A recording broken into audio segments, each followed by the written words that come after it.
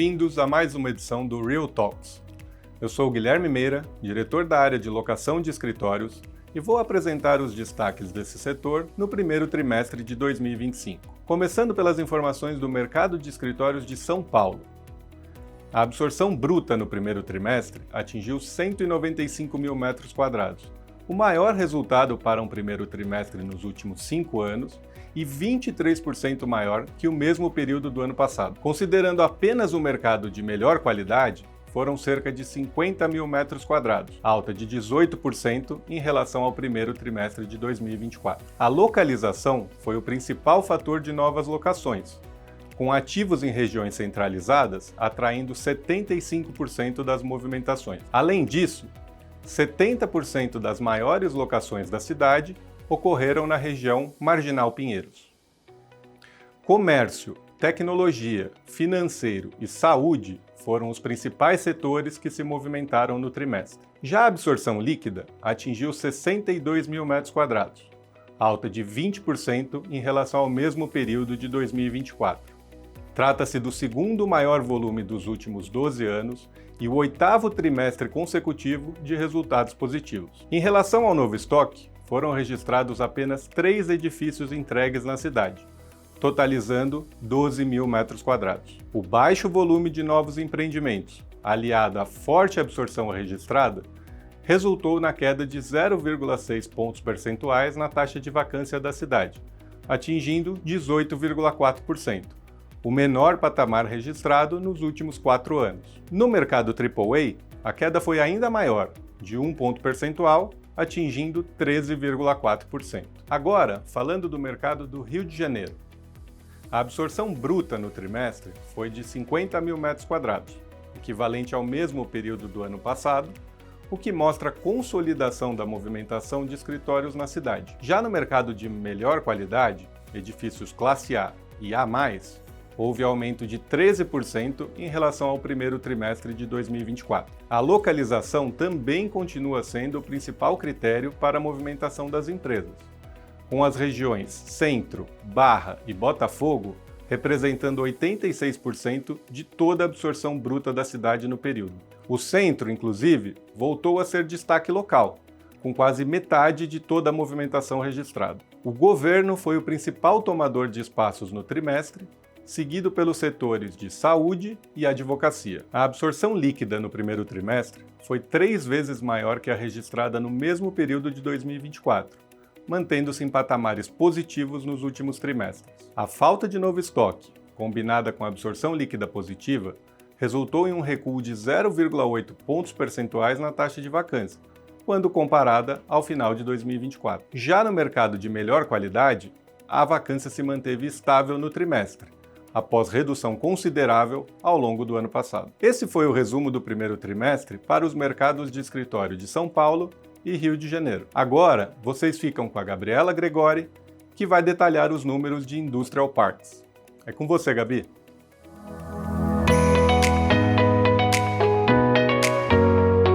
Obrigada. Eu sou a Gabriela Gregori, gerente senior de Valuation, e hoje eu vou apresentar os principais destaques do primeiro trimestre de 2025 do segmento industrial logístico, começando por São Paulo. O maior mercado do país continua com uma absorção bruta estável, na ordem de 580 mil metros quadrados, assim como nos últimos 3 trimestres. O número é inferior ao pico do segundo trimestre de 2024, mas ainda representa uma base sólida de ocupação. Comparado ao mesmo período do ano passado, o primeiro trimestre de 2025 foi 55% maior. Já em termos de absorção líquida, houve uma queda de 60% no crescimento efetivo desse indicador de mercado, tendo em vista uma reclassificação metodológica. Cerca de 109 mil metros quadrados foram retirados da base de Industrial Parks após a mudança de uso desses imóveis para data centers.